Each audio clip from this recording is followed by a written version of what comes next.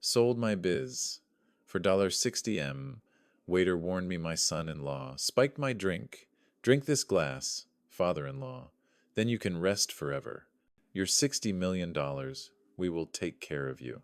Of course, he only dared to whisper that when he thought I was gone. Today, I sold the company I had worked hard for all my life and invited my children to the most luxurious restaurant in New York to celebrate. I thought I was the happiest father, until the harsh truth slapped me in the face. When I just stepped out to answer the phone, a pale-faced waiter stopped me, his voice trembling. "Sir, your son-in-law. I saw him pour white powder into your glass." My heart shattered. I returned to the table, swallowed my tears, and while he was busy playing the role of a filial son, I quietly exchanged my glass of wine with his. 15 minutes later, retribution came. I bet 99% of you will hear this, sigh, and scroll past without clicking like or subscribe. Even if it only takes a second. What time is it for you, and where are you listening? Arthur's funeral took place on a cold, gray, rainy day, typical of New England weather. The vast mansion in Greenwich, Connecticut, was covered in black umbrellas and rows of expensive luxury cars parked on the gravel drive. I, Clara Jenkins, stood in a corner of the large living room, where I had spent 40 years of my life cleaning every piece of furniture, memorizing every habit of the man in the mahogany coffin. They passed me as if I were part of the wall, or an old, worn-out decoration. No one, not even his own daughter Emily, stopped to ask me a question, even though they knew I was the one who had been by his side until his last breath, when they were all busy with lavish vacations. 40 years. I knew Arthur liked his coffee with exactly 2 brown sugars, knew how afraid he was of thunder and storms. But to his children, I was just a moving piece of furniture, an asset to be disposed of quickly after the owner died. After the funeral, everyone gathered in the oak-paneled library to hear the will read. The air was thick with the scent of expensive scented candles and intrigue. Emily and her husband Ryan sat comfortably in the leather armchair where Arthur used to read every night. I stood near the door, clutching a crumpled handkerchief, ready to be sent away after today. Lawyer Vance, an older, stern man, began to open his briefcase. Emily, with an undisguised impatience, spoke up as soon as he put on his glasses. "Mr. Vance, please hurry up. We have a lot of work to do, including laying off the staff. Mrs. Clara here must want to retire and enjoy her old age, right?" She didn't even look at me when she said that. Each word was like a needle stabbing at my pride. I bowed my head, swallowing back my tears. I had prepared myself for this ingratitude, but it still hurt more than I thought. Mr. Vance frowned slightly behind his glasses, glanced at me, then cleared his throat and read. The great assets were named one by one. This villa, the collection of vintage Jaguar E-Type cars that Mr. Arthur considered a treasure, all belonged to Emily. Ryan sat beside him, tapping his thigh, his mouth curling into a greedy smile that was not hidden. And finally, Mr. Vance's voice boomed more forcefully, regarding Apex Biodine. In accordance with my will, sole control and decision-making on the sale of this company, currently valued at $60 million, shall be vested in Clara Jenkins. The room fell silent. I thought I had misheard. I jerked my head up, my heart pounding in my chest. "What?" Ryan shot up from his chair, it crashing to the floor. He rushed toward the table, his face red. "What the hell did you just say, Vance? Her? This old maid? There must be some mistake. She manipulated my father in his final days?" He slammed his fist on the oak tabletop, shouting insults I never thought I would hear in this house. But I couldn't hear it anymore. All my senses were focused on Ryan's eyes at that moment. When he turned to look at me, I saw more than the anger of someone who had just lost a delicious prey. I saw something much more terrifying. I saw murderous intent. And I knew my peaceful life of the past 64 years had officially ended. The week after the will reading was the longest of my life. The Greenwich mansion, once filled with Christmas cheer, was now a cold tomb. I still lived in the small butler's room on the first floor, but it felt like I was living on a deserted island. No one spoke to me. The other servants, afraid of being fired, avoided my gaze. I ate alone in the kitchen, slept alone with a vague fear of footsteps on the second floor at night. Then suddenly, on a Tuesday morning, everything changed. Emily knocked on my door. Not the usual imperious knock, but a soft, timid knock. She entered, holding a Hermes orange box. Her eyes were red, as if she had been crying all night.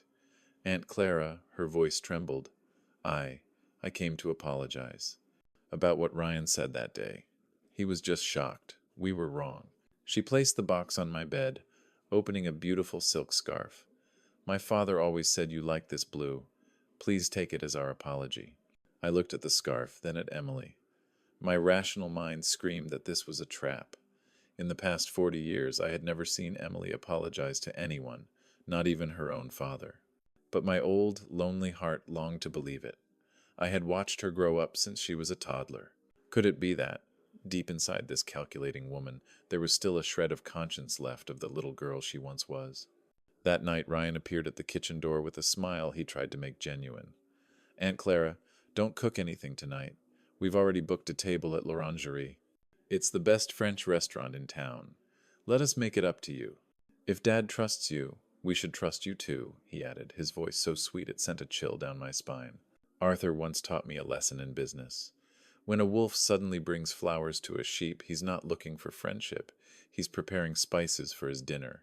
I looked at Ryan's smile and saw a glimpse of sharp fangs behind it. I called Mr. Vance before leaving. Mrs. Clara, be careful, he said anxiously over the phone. They need your signature more than ever. Don't drink too much, and don't sign anything tonight. Stepping into l'Orangerie was like stepping into another world. The crystal chandeliers were sparkling, the piano music was melodious, the scent of expensive perfume wafted through the air. I felt completely out of place in my old ash-gray woolen dress, standing among the elegant ladies in their gorgeous evening gowns. But what made me most uneasy was not the luxury. It was Ryan's eyes as he pulled out a chair for me to sit down. It was not a look of remorse. It was the impatience and restlessness of a hunter waiting for his prey to step into the right place of his trap. And I knew this dinner would not be easy. Dinner at l'Orangerie was a clumsy performance masked by expensive food. Ryan kept refilling my glass with the 1996 Chateau Margaux, the wine Arthur only dared to open on special occasions. He laughed and talked about his upcoming million-dollar business ventures, but his eyes never left my glass. I excused myself to go to the restroom to get some breathing room. As I stepped out of the ladies' room, a figure suddenly appeared from a hidden corner of the hallway, blocking my path. It was a young waiter, his face pale with fear. I recognized him, the boy with the bright eyes and the slightly trembling hands from pouring the water. Mrs. Jenkins, he whispered, his voice catching in his throat. I'm sorry to say this, but don't drink that glass of wine. I was stunned, not yet understanding what was happening. What did you say? The boy looked around as if afraid someone would hear, then leaned close to my ear. When you left, the man with you, he put a white powder in your glass of wine. I saw it with my own eyes. My blood froze, not from fear, but from the chilling cruelty of the men I had watched grow up. They didn't just want money. They wanted me gone. Forever. I held the waiter's hand tightly, trying to keep my voice from shaking. Thank you. What's your name? Leo, the boy replied, and hurried into the darkness of the hallway. I returned to the table, each step heavy as lead. My heart pounded in my chest, but on the outside I tried to keep my face as calm as possible. 40 years of working with Arthur had taught me one thing. In life or death moments, panic is a death sentence. I sat down on the chair. The glass of red wine was swirling in front of me, its red color now looking like blood. Aunt Clara, why are you taking so long? Emily spoke, her voice sweet and fake. She gently pushed the glass towards me. Drink it. This wine is good for the heart. This is my father's favorite, remember? Drink it for my father. She used the memory of my dead father to force me to drink the poison. This despicable act made me want to vomit on the spot. At that moment, Ryan turned to talk to a businessman sitting at the next table, bragging about his new Patek Philippe watch. This was my only chance. I pretended to accidentally drop the napkin on the floor. Oh, how clumsy, I muttered, bending down to pick it up. In a split second, while both Emily and Ryan were distracted, my hand quickly flew across the table. My glass and Ryan's, which had been placed so close together because of the cramped seating, had been perfectly swapped. When I sat up straight, my heart was still pounding, but my hands had stopped shaking. I picked up the glass, the one that had been Ryan's. You're right, Emily, I said, looking her straight in the eye, then turned to Ryan, raising the glass a little higher. Drink to Arthur, to his legacy. To his legacy, Ryan responded enthusiastically, taking the glass, the one he had poisoned, and gulping it down without a second thought. I watched him swallow the deadly liquid and felt a chill spread through my chest. The game was now about to begin. 15 phút tiếp theo trôi qua chậm chạp như cả một thế kỷ. Tôi ngồi đó, bàn tay siết chặt dưới lớp khăn trải bàn, cố giữ cho nhịp thở của mình bình thường trong khi quan sát từng cử động nhỏ nhất của Ryan. Hắn ta vẫn đang huyên thuyên về chuyến đi sắp tới đến Maldives, nhưng giọng nói bắt đầu lạc đi, những âm tiết dính vào nhau một cách kỳ lạ. Và rồi, chúng ta sẽ... Ryan đột ngột dừng lại. Đôi mắt hắn mở to, trong mắt đảo điên một cách mất kiểm soát như thể đang nhìn thấy một con quỷ vô hình nào đó. Mồ hôi lạnh túa ra trên trán hắn, chảy ròng ròng xuống thái dương dù nhà hàng đang bật điều hòa mát lạnh. Ryan, anh sao thế? Emily hỏi. Giọng cô ta vẫn giữ vẻ bình thản đến đáng sợ. Có lẽ cô ta nghĩ thuốc chỉ mới bắt đầu ngấm nhẹ. Nhưng cô ta đã nhầm. Tôi cũng đã nhầm. Đây không phải là thuốc ngủ hay thuốc mê thông thường. Đột nhiên, Ryan co giật mạnh. Cả cơ thể to lớn của hắn đổ ập xuống mặt bàn, kéo theo tấm khăn trải bàn trắng tinh. Tiếng ly tách pha lê vỡ tan tành, tiếng dao nĩa kim loại va vào nhau chói tai xé toạc bầu không khí sang trọng, yên tĩnh của nhà hàng. Hắn ngã xuống sàn đá, cẩm thạch lạnh lẽo, toàn thân co giật dữ dội, bọt mép bắt đầu sủi ra trắng xóa. Những tiếng la hét vang lên xung quanh chúng tôi. Tôi ngồi chết lặng trên ghế, nhìn người đàn ông đang quằn quại dưới chân mình. Một cảm giác ớn lạnh chạy dọc sống lưng tôi, lạnh hơn cả băng giá. Hắn đã định dùng thứ thuốc kinh khủng này cho tôi sao?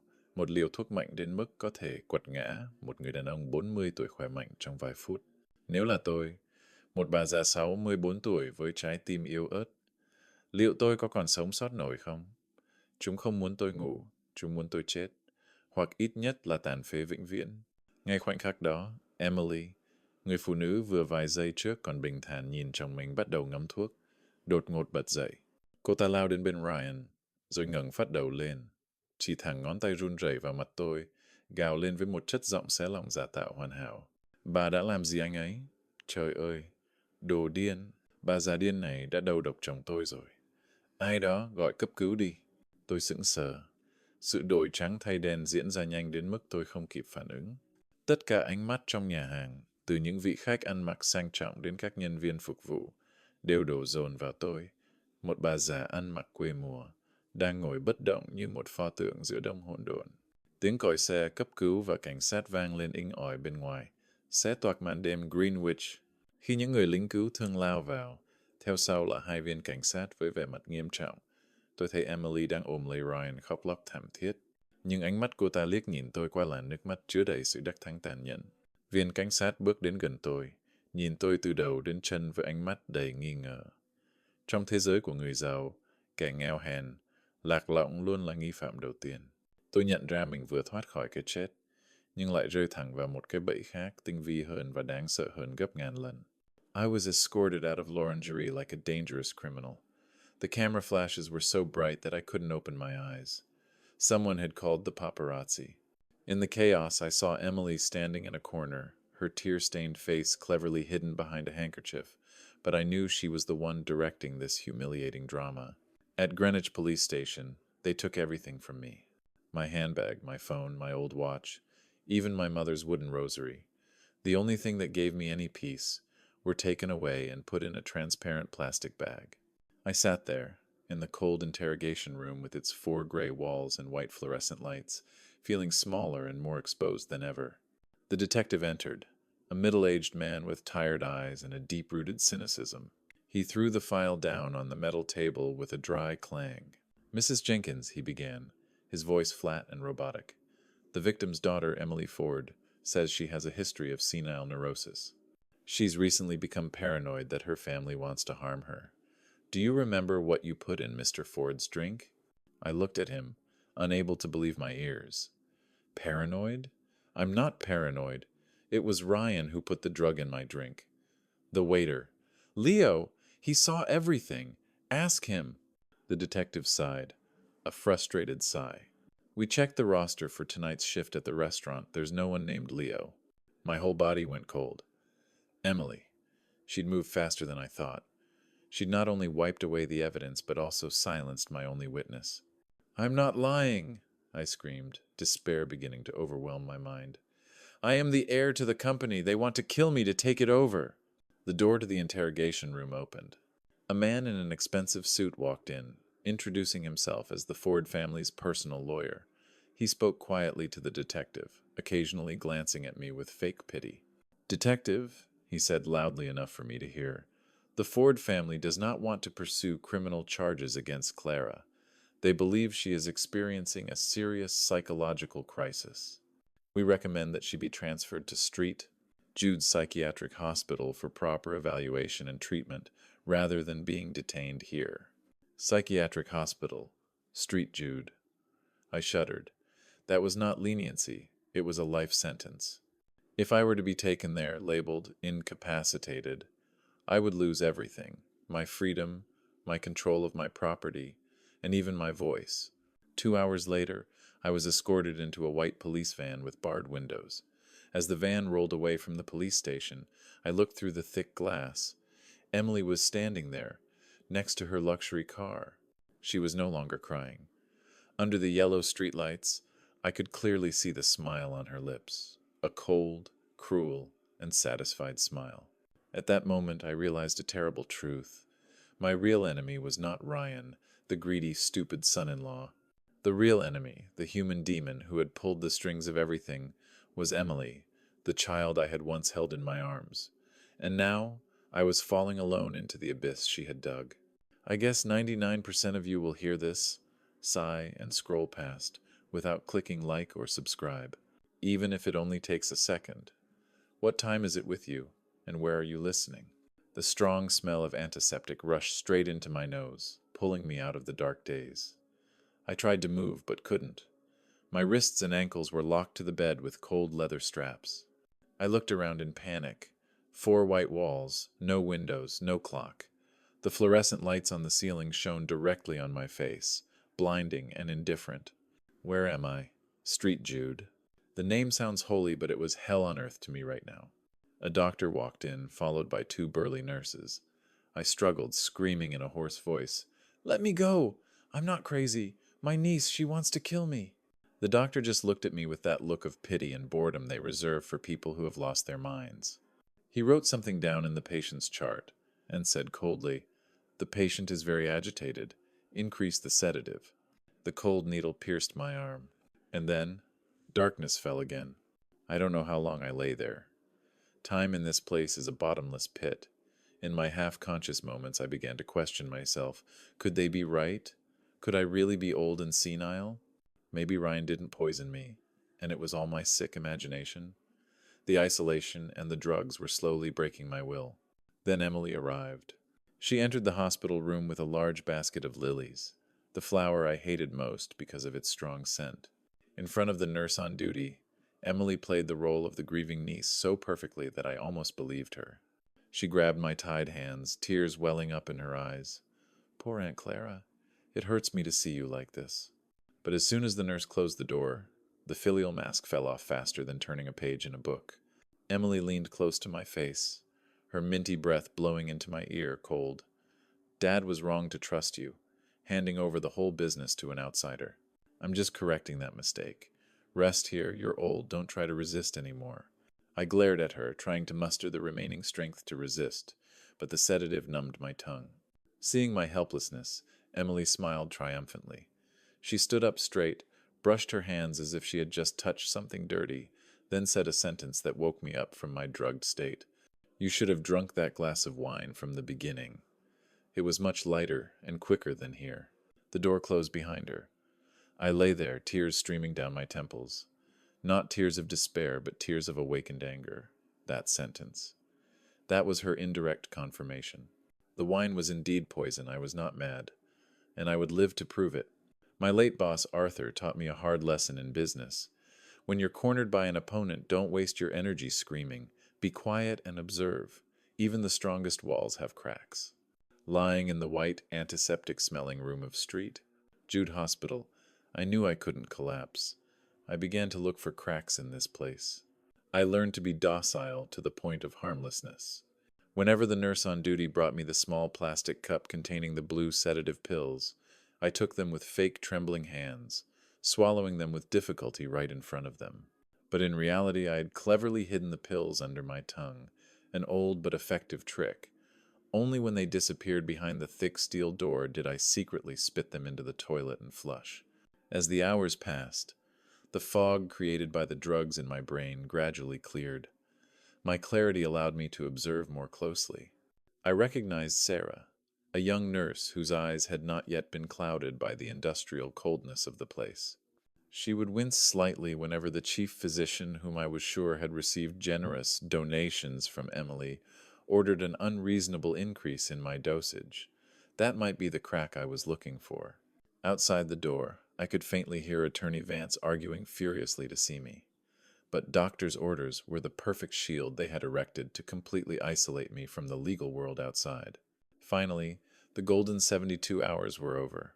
Since I showed no signs of real agitation without the medication, they reluctantly signed the discharge order. But this freedom was only a temporary illusion. As soon as I breathed the air outside the hospital gates, a court officer was waiting and pressed a cold brown envelope into my hand. Inside was Emily's lawsuit. She had filed a motion for permanent guardianship of me, citing senile incompetence. The trial that would decide my fate, and the fate of my $60 million fortune, was set for exactly 5 days. The countdown to my freedom had officially begun. I returned to the Greenwich mansion, which had been my home for 40 years, and now looked like a splendid prison. My small room had been ransacked, my clothes and personal belongings strewn all over the floor. Emily leaned against the door, her arms crossed over her chest, her voice cold. "We have to check if you're hiding any more illegal drugs. Safety first, right, Aunt Clara?" I silently picked up each item, swallowing my resentment. They wanted me to feel humiliated, but I wouldn't let them have their way. As I walked through the second-floor hallway, I ran into Ryan. He had just been discharged from the hospital. His face was still pale, but the way he looked at me was filled with open hatred. He leaned close to me, his breath still smelling of antibiotics, and whispered, "You're lucky, old woman. Next time, no kind waiter will save you." I shivered. I was living under the same roof as people who really wanted to kill me. But I knew something they didn't. I knew this house better than anyone. Every brick, every secret niche. That night, when the whole house was asleep, I crept into the library. They thought confiscating my phone meant cutting off all communication, but they had forgotten Mr. Arthur's careful habits. Behind the rows of old leather-bound books in a small ebony box, there was always a spare phone, fully charged, for emergencies. With trembling hands, I dialed Mr. Vance's number. It rang for a long time before someone answered. "Mrs. Clara? Thank God, are you okay?" Mr. Vance's voice was full of concern. "I'm okay, for now. We need proof, Mr. Vance. The camera's in the restaurant. We have to get the footage from that night." There was a long silence on the other end of the line, a heavy silence that signaled bad news. "I'm afraid not, Clara. I just received word. The camera system at l'Orangerie coincidentally failed during dinner time that night. All data was wiped." I let my hand drop, the phone nearly falling to the floor. The last window of hope had just slammed shut before my eyes. With the camera evidence gone, all my hopes now rested on the shoulders of a young waiter named Leo. I had to find him before Emily could silence the only living witness. Searching through my aging memory, I suddenly remembered a small detail. Leo had applied for a part-time job at the mansion a few months ago. I still had that file in my old desk drawer in the basement.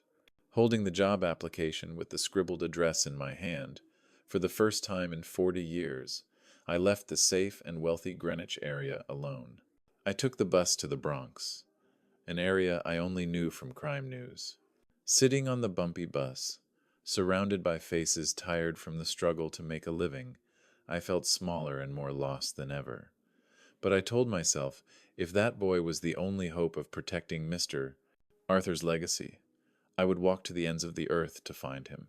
The apartment complex Leo lived in was dilapidated, its walls peeling and covered in graffiti. I climbed 4 flights of dark stairs, reeking of mold and cheap food, my heart pounding not only from exhaustion but also from the fear that I might be too late. When I knocked on the door of apartment 4B, It took a long time for the door to open. Leo stood there, a half-closed suitcase beside him.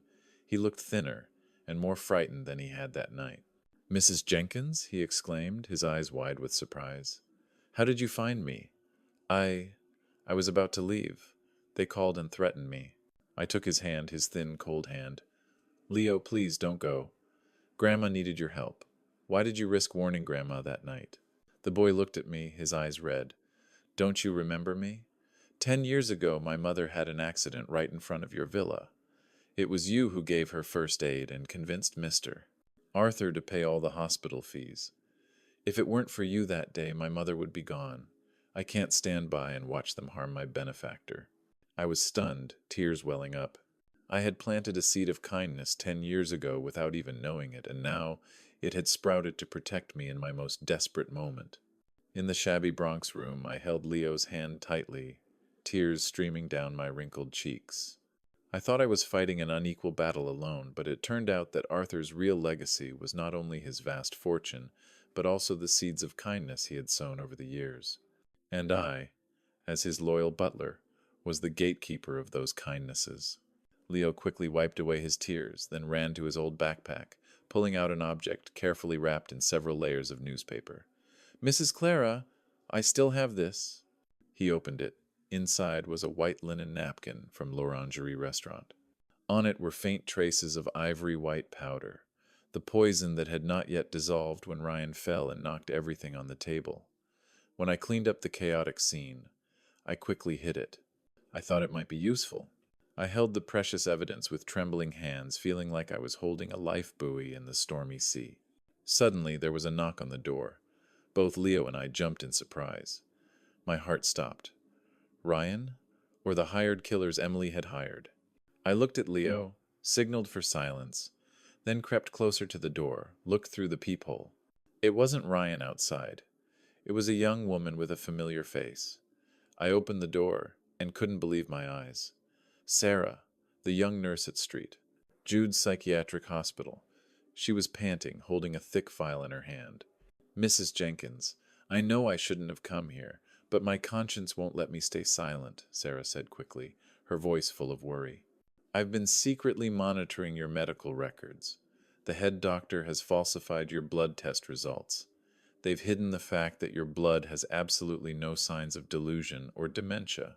Then she lowered her voice, whispering a terrifying secret that sent a chill down my spine. "They don't just want the court to declare you insane. The injections they forced you to take in the past 72 hours. It's an experimental drug. If used long-term, it will actually destroy your nerve cells, causing permanent memory loss. They want to turn you into a real lunatic." We met behind closed doors in Vance's Manhattan office, a small room hidden behind the glitzy skyscrapers. Leo, Sarah, and Mr. Vance, four seemingly unrelated people, were now united in the fight to protect the truth. Mr. Vance placed the analysis results of the powder on the napkin that Leo had kept on the table. His aged face hardened. "This is no ordinary sleeping pill. It is a powerful psychotropic drug, long banned from circulation because of its dangerous side effects that can cause death. It can only be bought on the black market or from corrupt doctors." The room fell into a heavy silence.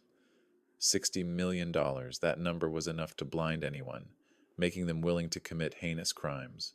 But my intuition told me that behind this poisoning there was an even darker secret.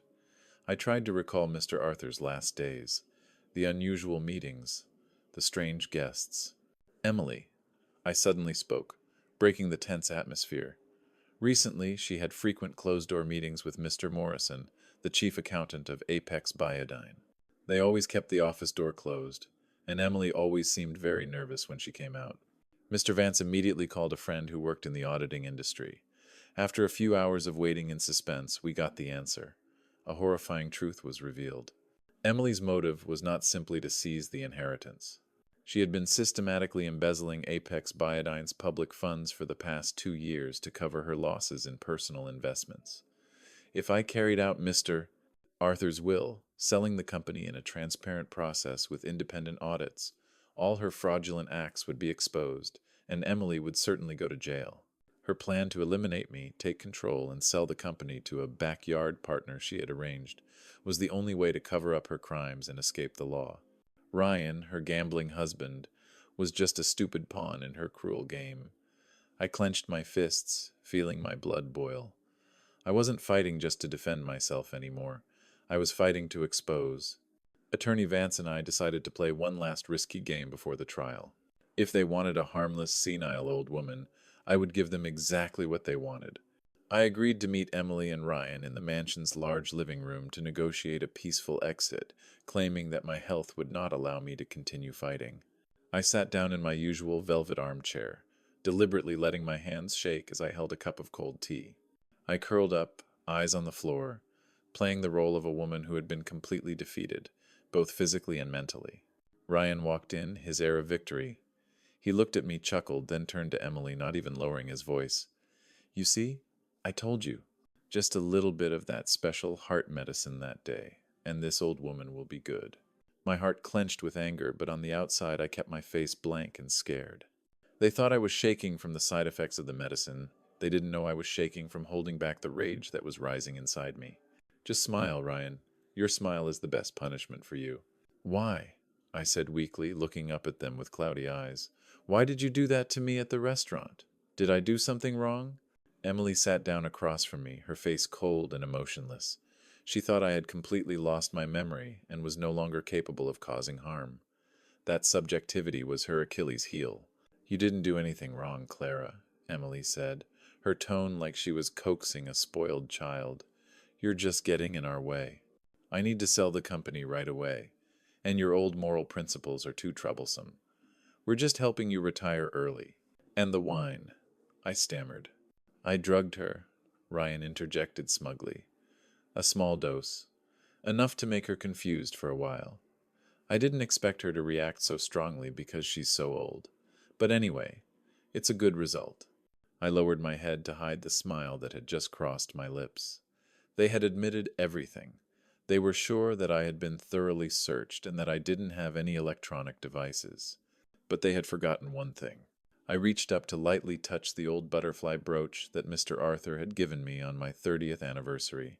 Hidden deep in its ruby eye was a state-of-the-art micro-recording device that Attorney Vance had just equipped me with. Every single one of their arrogant confessions had been recorded word for word. The trap was closed, and the prey was inside. The trial took place in the cold and solemn atmosphere of the Fairfield County Family Courthouse. I sat silently beside Attorney Vance, my hands clasped tightly together on the polished mahogany table, listening to each lie that was uttered smoothly as if it had been rehearsed 1,000 times.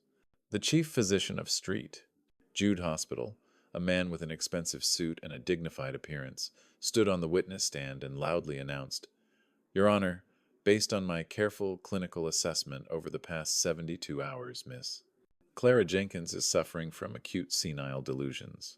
She has a latent tendency to violence and a complete loss of the ability to perceive reality. It would be extremely dangerous to leave someone in such a mentally unstable state free to manage a large amount of property." His every word was like a knife cutting into my self-esteem. I sat there, listening to them paint a portrait of Clara that I didn't even recognize, a crazy, demented, dangerous old woman. My 40 years of honor, my 40 years of loyal service, were being torn to shreds right before the eyes of the respected judge. Next came Emily's personal lawyer.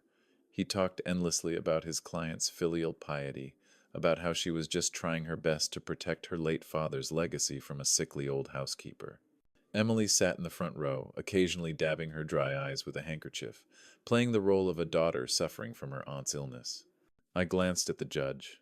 He nodded slightly, his expression pensive as he examined the fake medical records they had carefully prepared. My heart clenched with worry. Was justice really in this room?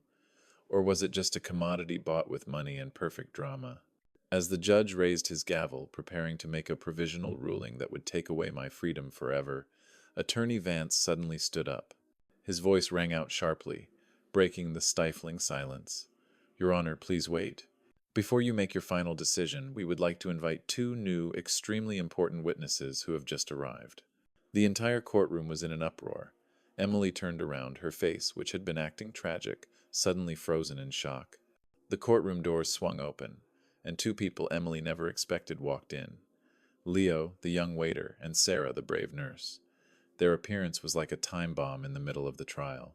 Leo took the stand, his voice trembling but determined as he recounted the entire incident that night. He had seen Ryan dope, and he had warned me. Leo's testimony, along with the poison-stained napkin he had kept, was a huge blow to the opposition. Next, Sarah presented the court with my actual blood test results, which she had secretly copied before the chief physician destroyed them. The results showed extremely high levels of psychotropic drugs in my blood, and it was definitely not senile delusions. But the final blow was yet to come. Attorney Vance slowly pulled a tiny device from his briefcase and connected it to the court's audio system. Your Honor, this is the recording of the conversation between my client and the litigants at the villa yesterday. The whole room held its breath as Emily's cold, cruel voice rang out clearly. Ryan, if she dies, all the better. It will save trouble. You need to sell the company before the 30th at all costs to cover the $5 million embezzlement. That old woman is blocking our way. I looked at Emily. The usual arrogant smile on her lips had disappeared, replaced by utter horror. Her face was pale and bloodless. It was not revenge. It was the bright light of truth shining straight into a dark, damp corner that she had tried to hide for so long. And then, what I had been waiting for happened. Ryan, the puppet husband, looked at his wife in shock. He realized in that moment that Emily was not only using him, but she was also willing to turn him into a murderer if I really died that night, leaving her alone to enjoy all the money and escape punishment. You dare? Ryan roared, betrayal making him lose all reason. He jumped up, pointing straight at Emily's face. Your Honor, it was her. She forced me to do it. She was the one who bought the poison. I just did what she said. The scene of two villains turning to tear each other apart in the middle of the court was tragic and pathetic. The judge slammed the wooden gavel down on the table, ordering order. With an unprecedentedly serious expression, he announced the temporary suspension of the guardianship trial and ordered all files and evidence to be transferred to the Criminal Investigation Agency immediately.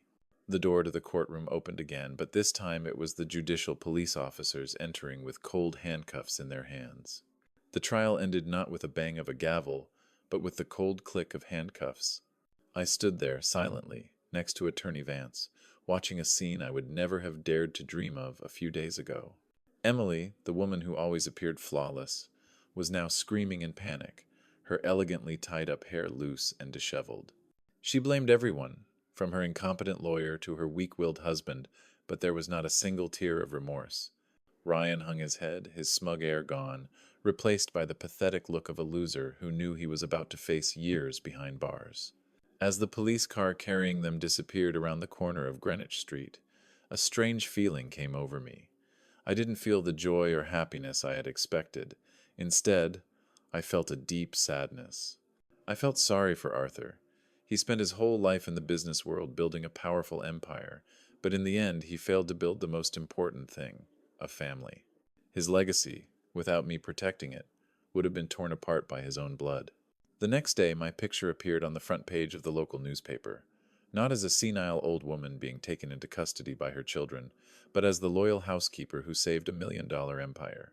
The truth about Emily's embezzlement of $5 million was exposed, bringing down a whole network of people who assisted her. My honor, which they had deliberately smeared, was now completely and cleanly restored to the entire community. I returned to the villa late in the afternoon. For the first time in many years, I felt that this house was truly quiet. Not the cold, dead silence of conspiracy, but the peace of a place that had been washed clean. I made a cup of tea, sat down on Arthur's old armchair, and felt the 1,000-pound burden on my shoulders finally lifted. At that moment, my phone rang. It was a call from a representative of the country's largest pharmaceutical corporation. They had followed the case in the press and wanted to make a new offer for Apex Biodine. Not only would they offer a higher price than the original $60 million, but they also committed to an important clause, keeping all of Arthur's old staff and continuing his unfinished research projects. That was what he had always wanted. I bet 99% of you will hear this, sigh, and scroll past without clicking like or subscribe. Even if it only takes a second, What time is it for you, and where are you listening? 6 months have passed since that fateful trial ended. Autumn has come to the hills of Greenwich, turning the old oak trees yellow.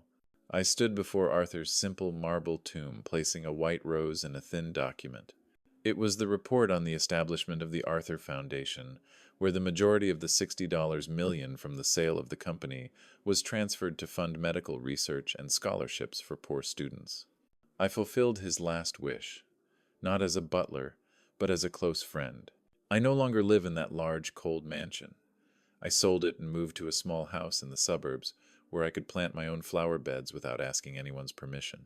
Many people ask me, why do I have a fortune but still choose to live so frugally? They don't understand. I don't need a $60 million mansion to feel happy. I just need a good night's sleep, without nightmares, knowing that I have not betrayed the trust of the deceased. Yesterday afternoon, I met Leo again. The skinny waiter from that day is now a freshman in college, thanks to the first scholarship from the fund. Looking at his bright, hopeful eyes, I knew I did the right thing. Sarah, too. She is now the head nurse at a community health center that I funded, where she never has to falsify any documents again. Now, sitting on the rattan chair in front of the porch, sipping a cup of hot tea and watching the sunset, I feel a peace that I have never felt in my 64 years of life. I am no longer the invisible person in other people's family photos. I am the main character in my life. I used to think that silence is resignation, is weakness. But now I understand, sometimes, silence is the way we accumulate strength to protect the truth from the noise of lies. And the truth, even if it comes late, is always the best medicine to heal the souls that have suffered a lot of damage.